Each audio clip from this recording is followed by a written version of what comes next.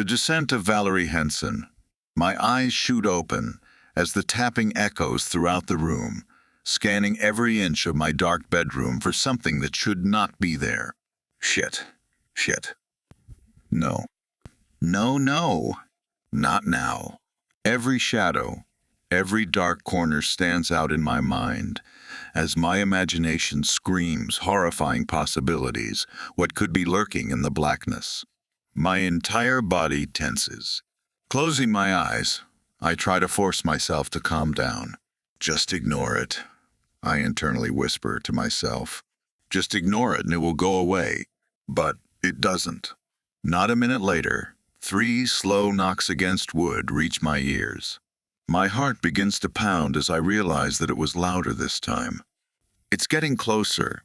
Now, instead of opening my eyes, I squeeze them tighter, resisting the urge to once again scan the shadows for the thing I know is coming for me. God, I wish Isaac was here. This never happens when he's with me. But he had to take a night shift at work, so he won't be home for hours. But despite the extreme urge to beckon for his help, I refuse to let myself call him. To tell him to come home. He doesn't deserve to have to face this horror. This is my burden. As the tapping echoes throughout the house again, I force myself to think of other things. I try thinking about my classes, going over every single tidbit of information I can remember from earlier today. I think about the plans for the date Isaac and I expect to go on this Saturday, about how we're going to the new movie everyone's talking about and probably out for ice cream afterwards, the way we always did when we were younger. I imagine his lips on mine, my hand in his, the way he would hold me on a cold night like this. I have to stop myself from thinking about my boyfriend when the lack of his presence hits me once again, sending a spike of fear through me. I force my mind to wander elsewhere, and before I know it, I'm thinking back to how this all began. Up until 2 weeks ago, my life had been normal. I didn't constantly feel the cold phalanges of fear run down my spine as I looked over my shoulder after feeling eyes on the back of my neck. I didn't constantly see things that shouldn't be there. I didn't hear strange noises on nights like this when my boyfriend had work and I was all alone in the darkness of my bedroom. I didn't live in constant terror. I remember how it was a relatively nice night when these instances first started occurring, when this thing started following me. Isaac and I had been watching a horror movie at home when we both came to the consensus that we could use some popcorn. Volunteering to make some, I'd gone to the kitchen, gotten out a bag, and put it in the microwave to cook. However, as I did this, something felt off.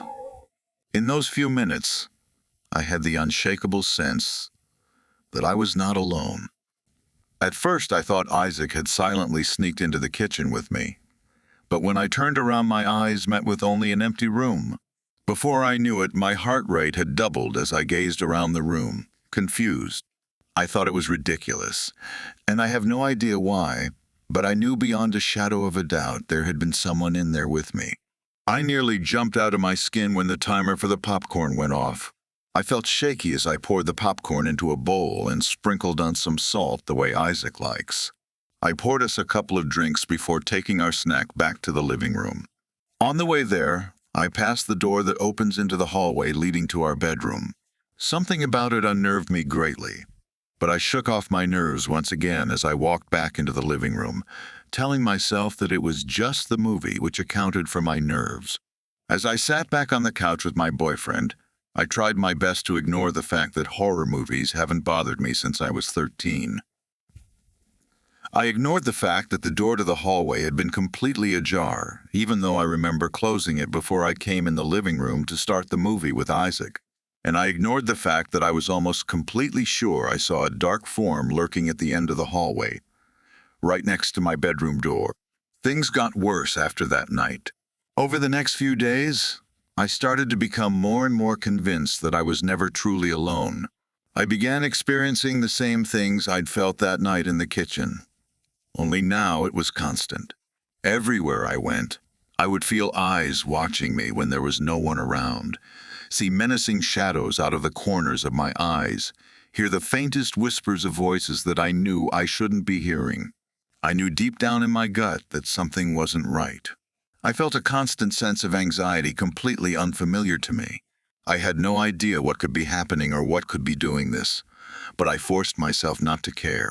I made sure to keep my emotions hidden, to hold onto my grasp of reality the way one would hold onto a rope dangling over a vast chasm. None of this is real, I would tell myself.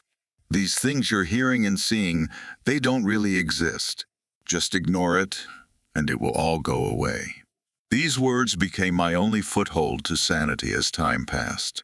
Every time I saw something that shouldn't be there, every time I heard a strange voice whispering my name, I would repeat these phrases in my mind. I managed to keep a grasp on what I perceived as reality for longer than a mind any weaker than would be able to fathom. Somehow, I managed to push off each terrifying experience I went through as a trick of the mind and go on my way. However, I started to doubt my beloved sense of reason as things began to get more intense.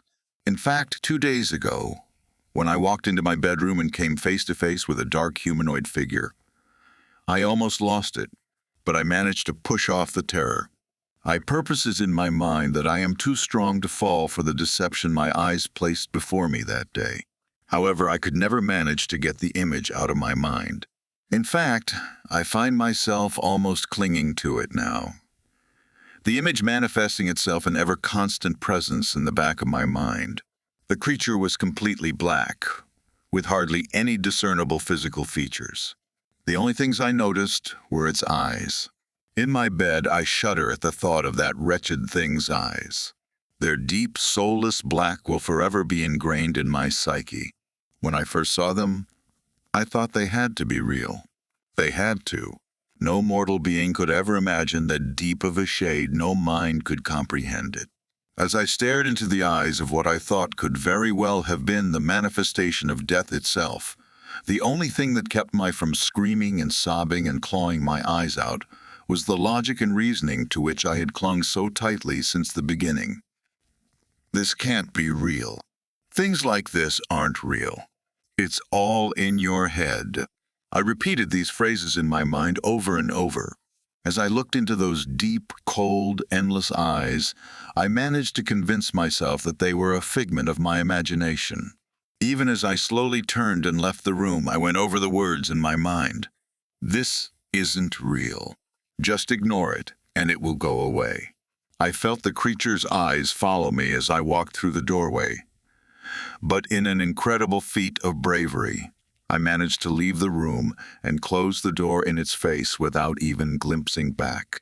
I numbly and slowly made my way to my living room, where Isaac was waiting for me on the couch. As I approached, he gave me a strange look of confusion and concern. This look didn't falter as I sat down next to him and nestled up against his side. I took his hand in mine. "Val, are you okay?" he said to me, his eyes full of worry. "You've been acting strange." I think we both felt my body tense as he said this. "I've been acting weird." "How?" I thought I was doing a good job of hiding my fear. The last thing I wanted was Isaac worrying about me. I couldn't tell him. He wouldn't understand. He'd think I was crazy. My own boyfriend would be scared of me and leave. He'd leave me alone with my psyche and this godforsaken demon taking it over. God, he can't leave me behind with this thing. If he does, I'll start being consumed. I'll lose pieces of myself to this thing until there's nothing left of Valerie Henson but a scarred, broken shell of a human being. He can't fucking do that to me. That asshole can't. Shit, Valerie. You're hurting me. I blinked, realizing that I'd been gazing intensely at the floor. Weird. It was almost as if I'd blacked out for a fraction of a second. I looked up at Isaac. "What's the matter, babe?" I asked. "My hand, Valerie. You're squeezing the fuck out of it." I looked down and realized that he was right. My hands were wrapped around his, squeezing like a python attempting to crush the life out of its prey. The weird thing was, I wasn't telling them to do it. It was as if my body was acting of its own accord, my muscles turning against me to perform their own will. I gazed in fascination at my hands as they tried their damnedest to crush my boyfriend's. Strange, Valerie. I blinked again and looked up at his face, now contorting in pain. The realization dawned upon me that I was causing this, and, horrified, I instantly recoiled, my fingers releasing their violent grip around his. I laid them in my lap and gazed down at them, mortified. "What the hell, Val?" Isaac snapped. "When did you get so strong?" "I'm sorry," I whispered. "I'm sorry." Isaac sighed. "It's fine, babe. But there's something going on with you lately, and it's got me worried." "What's wrong?" I looked up into his eyes. Their deep blue contained the completely recognizable look of genuine concern I'd come to love over my years of time with him. The mental image of this look, distorting into one of fear and disgust of my dilemma, is what drove me to force a smile, faking a look of confused innocence. "I'm fine," I cooed. "Just tired, that's all." My boyfriend looked doubtful, but he turned his focus to the TV and didn't say anything more regarding the matter, for which I was grateful. As we watched TV, I constantly had to prevent myself from looking over my shoulder and into the hallway where my followers so frequently lingered. Visions lingered in my psyche of its shadowy form darting into the room and dragging me in its cold black grasp back to whatever world it came from. Though I knew in the back of my head that this or anything worse could happen at any second, I pushed the fearful thoughts aside and did my best to focus on the show. "It's not real," I repeated to myself. Besides, not much seems to happen when Isaac's around. As seconds and minutes and hours dragged on, I continued to whisper to myself mentally in an attempt to become convinced that there was nothing to worry about. After that, things seemed to die down. For the rest of that day, yesterday, and up until tonight, I'd been able to actually relax. Though I have still been a bit on edge, I found myself the most calm of states I've experienced in weeks. I actually started to think that everything was okay. In fact, I was so relieved that I barely cared when Isaac told me this morning that he had to work the night shift. Though, upon receiving this news, I felt a little worried. I was still so overjoyed about not having to constantly watch my back that I was able to push my concerns away without a care. Once again, I told myself that none of it had actually happened, that it was just my tired, imaginative mind getting the best of me. However, I think I knew I was lying to myself from the beginning. Down in the darkest depths of my psyche, I knew it wasn't my imagination. It never was. There's something after me, and right now I can hear it tapping on my bedroom door. That's when the reality hits me. There's something here. My heart drops to my stomach when I hear the doorknob turn. Oh my God. Without thinking, I launch myself out of the bed, sprinting as fast as I possibly can to the master bathroom. I get there in a matter of seconds, slamming the door behind me. As I shut the door, I can't help but notice the two dead, soulless eyes peering at me from the opening in my bedroom doorway. Their blackness seems to outweigh that of the darkness around them, making them perfectly visible through the night. Shaking, I lock the bathroom door, not knowing how much good it will do. I then scurry to the back corner of the room next to the shower, sinking to the floor as my quaking legs fail to support me. I am now in complete darkness. I attempt to scan the bathroom for any sort of recognizable form, but I'm not able to make out any images at all in the windowless space. I try my best to make myself not care. I know there's nothing to worry about in here. It is what's on the other side of that door that I need to be afraid of. Just as my eyes are adjusting to the darkness, I begin to hear more sounds. They're more clear this time. I am able to discern the sound of more tapping on my bedroom door, followed by slow, impossibly light footsteps headed towards my bed. I start to shiver, the cool bite of the chilly air surrounding the last cause of my quaking.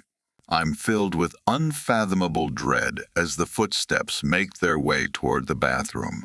I'm not sure if the creature is walking tantalizingly slow or if my terror makes its trek to my hiding spot seem to take an eternity, but something about listening to the footfalls getting closer and closer rips every ounce of my remaining bravery and reason to shreds.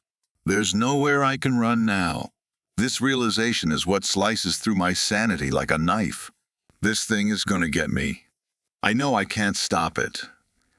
And I can't do anything but sit and await whatever god-awful fate it has in store for me. No, I tell myself, I can't allow this thing to win. Not without fighting. I've cowered and wrapped myself in a blanket of ignorance for too damn long. I will not let this creature hurt me. Not without putting up one hell of a fight.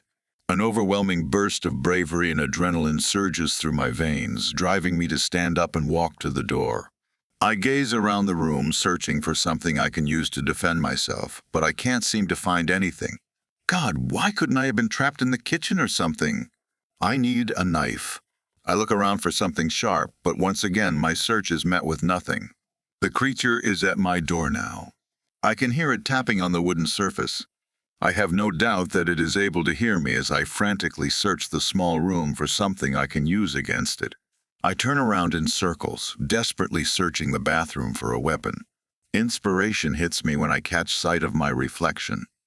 The mirror.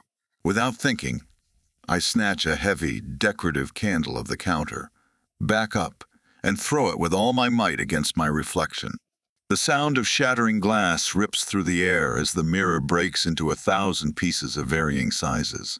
I pounce on the floor and begin to search for the largest shard I can find. The monster is banging on the door now, and I know the few mere inches of wood can't hold it back for much longer.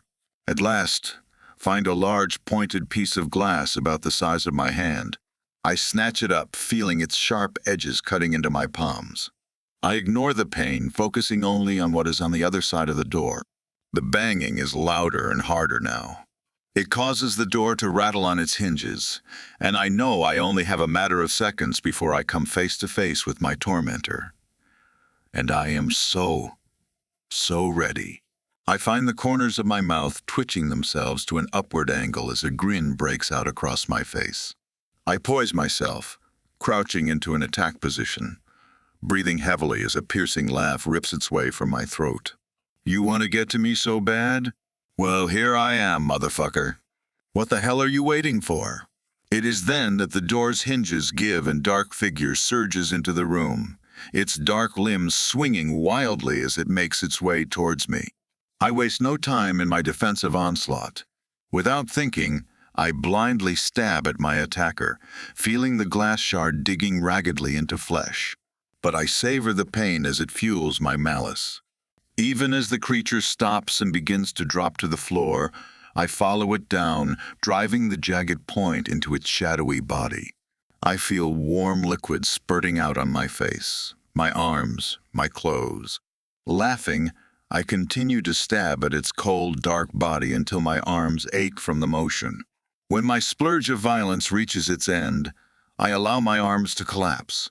I release the glass shard, wincing as it vacates the deep slices it has left in my hand. I ignore the pain as the glass clatters across the floor and into the darkness.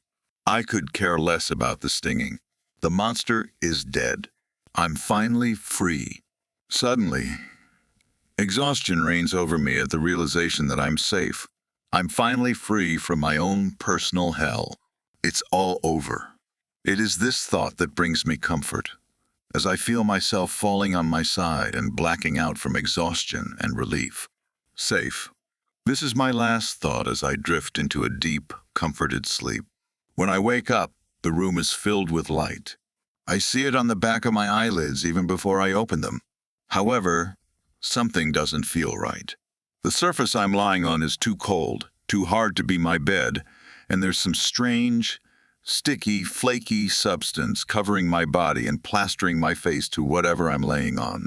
There is pain in my hand unlike any other I have felt before, and there seems to be something underneath my lower body. Suddenly, all the events of last night come flooding back to me. I'm on the bathroom floor. I killed the monster. I'm covered in its blood, and I'm half laying on top of it right now. I'm frightened to open my eyes. I don't even want to see this creature one more time, especially in the mangled mess I'm sure I left it in. However, I know that I have to get up sometime, and this wreck of a bathroom isn't going to clean up itself. I slowly crack open my eyes, expecting the worst. It is far worse than I ever could have imagined. I am lying in a half-dried puddle of dark red blood. I expected it to be much darker, considering the blackness of the creature. Its deep cherry color surprises me, but I brush it off. I feel a smile blossoming on my face. I did it. I killed the thing that's been making my life hell for these past couple of weeks. I'll be okay now. However, as I turned to look at the face of the creature, I met with something I didn't expect. It does not have the dark black color I remember. Its lifeless eyes have changed to a lovely chocolate brown, no longer the void of blackness they once were. In fact, it is no longer a creature at all. It's my boyfriend. As I stare into my lover's glassy, unblinking eyes, I can't take the smile off my face. What's wrong with me? I should be screaming and wailing and crying over my lost love, but all I can do is look into his bloody, cold, lifeless face and grin. I know what the monster is. Out of nowhere, laughter rips through the dead silence. It's not the friendly laughter you would expect to hear on a daily basis. No, it's the kind of laughter you hear in madhouses and horror movies. The laughter of a psychopath. Laughter coming from me. I can't keep it from escaping from the deepest, darkest part of me because I know what the monster is. I know. I knew all along. I just couldn't see it clearly. Now I know. I know what the monster is. I know what the monster is. I look at the blood covering my left hand. The one that isn't injured, the one covered in Isaac's blood, and bring it to my face, inhaling deeply. Its bitter, metallic aroma fills my nostrils. It smells beautiful. So beautiful, in fact, that I can't keep myself from licking the warm, sticky liquid from my fingers. I close my eyes and moan in ecstasy at the sweet, iron-like savor. Isaac always did taste amazing. His lips were always perfectly soft and sweet and delicious. But his blood, it's unlike anything I've ever experienced. It's fucking amazing. My moment of bliss is brought to a halt when I feel a cold hand on my shoulder. I know what it is attached to before I even look up. Before I even look up into its black, clutching, unforgiving eyes. Its dark, beautiful eyes. I gaze up into the creature's black face and grin like a child. I know what you are, I say to the monster, barely recognizing my own voice. Something about it has changed, but I can't quite discern what. Oh well, it doesn't matter because I know what the monster is. As it looks down at me with eyes that bury themselves in my soul, I finally understand. I know what the monster is. I finally know. It is madness. It always was.